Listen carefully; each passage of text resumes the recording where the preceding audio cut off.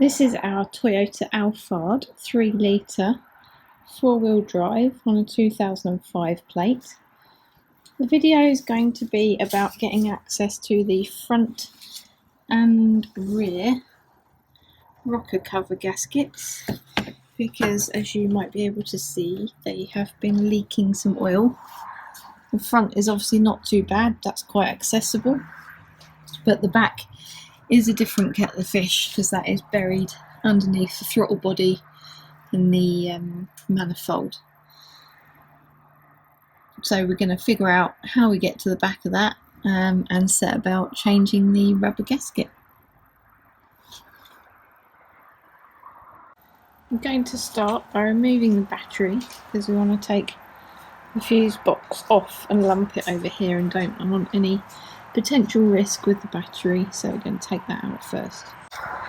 Next is onto the fuse box, and we're going to remove this associated arm rather than just unclipping it by taking that little nut off to get it completely out the way.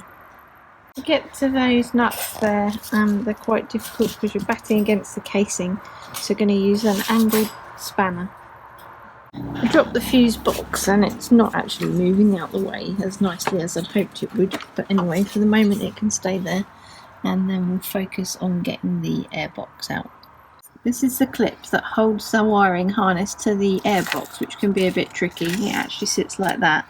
Underneath it there's this little flap, and if you pull on that it will release it away. This is with the airbox removed, just a little flap on the MAF sensor there to pull it off and loosen these two. And then the two hinges, or two clips on the right, it's just hinged on the left, so you can just pull that out situ. Now at a point where the airbox and the associated pipework is completely removed, I'm now looking at doing the throttle body next. I've seen we've got at least 4 bolts. Or 3, so we've got one, let's get the angle right, one over the back there, one in between there, and then maybe another at the back, I'm not sure yet, and then stemming these pipes as well.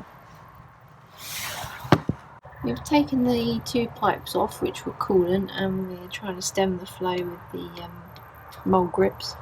I'm just labelling up the pipes as I go, because from previous experience getting the vacuum pipes mixed up is an absolute nightmare, so just making sure they're labelled so I know what goes where.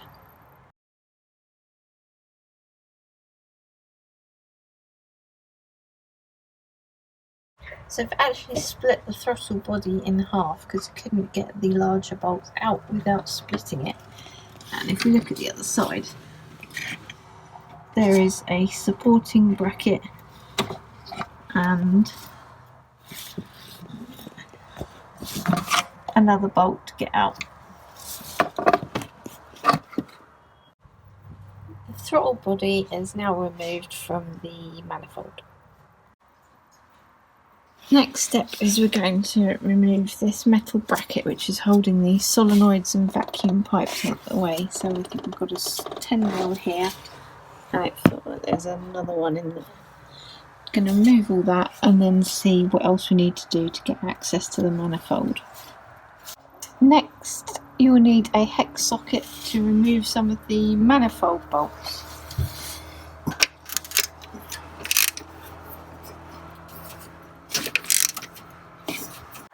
Having removed those bolts, we'll free up this metal bracket, and then to figure out how the manifold comes off.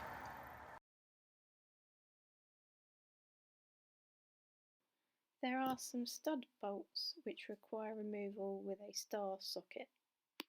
One of the more difficult parts of this is getting into a bolt at the back of this unit, which is holding a support bracket on. I will try and demonstrate.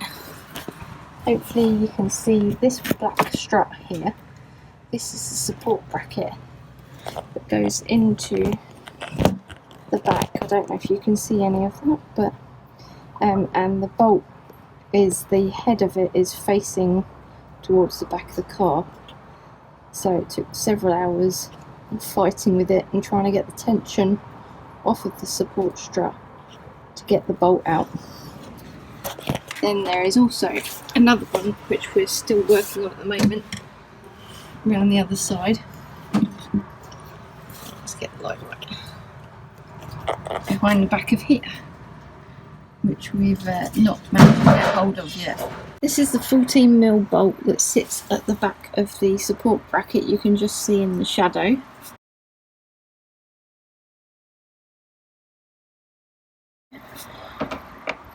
To finish removing the manifold, you need to remove the top vacuum pipe, and then there's a small stumpy one which comes away generally as you lift it out, and then watch the brake air pipe as well.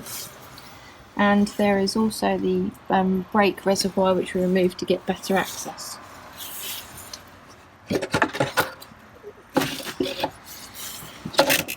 That's the pipe that we removed from the brakes, and manifold comes out, and then you get a good look at how difficult the support bracket is when the bolt comes through from the bulkhead towards the front of the car. And there's the other one where the bolt is still in place as well. So I've put some masking tape over the intake just to try and stop anything falling down there, because that would be an absolute nightmare. Just remove the rag, as you can see, and then put some rag over the top just to try and protect it. So the masking tape isn't overly sticky, but just to try and stop any bolts disappearing. You can now get a good look at some of the oil leak that we're facing on the back part of the engine. So next is navigating, removing some of the peripherals if they might be in the way, and then getting to all the bolts, which obviously at the top isn't too bad, but going down the back and getting to the coils and the spark plugs is going to be slightly challenging. Decided to start with the front of the engine. The reason being, although I'd rather tackle the back because that's the more challenging one first, if we start at the front, then we can see if we've got any dependencies on the timing casing, and whether we're going to need to do anything else, because what we don't want to do is start the back, find out that you need to tackle timing, casing, etc., or there's other complications. So it'd be easier to find that out on the front than it will on the back. I've also labelled up the coil packs here with a chalk pen, just so I know which one's from which cylinder. I know it's going to be fairly obvious anyway. Toyota try and make it so that you can't get things confused, but I don't want to take the risk. To remove the coil packs and the spark plugs, you need to remove the 10mm bolt that just sits in here, disconnect the connector, and then with a bit of brute force, which is not easy when you're one-handed, just lever it up, and there's a bit of suction there and it will come away.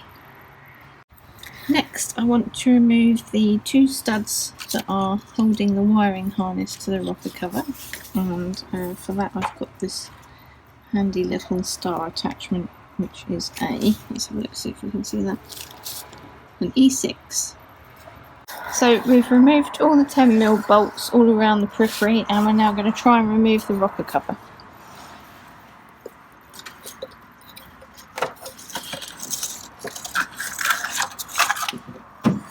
And it comes out without touching the timing chain casing. This is the new rocker cover gasket installed, new rubber. This is the part number I used, which is apparently the same as the earlier RX 300s. We're moving on to the back rocker cover now, and the first stage is to pry these off with the studs. So once you've loosened it off, you just remove them. I'm just going to cable tie them out of the way to make sure I don't get snagged. And then it will be removing the ignition leads and coil packs.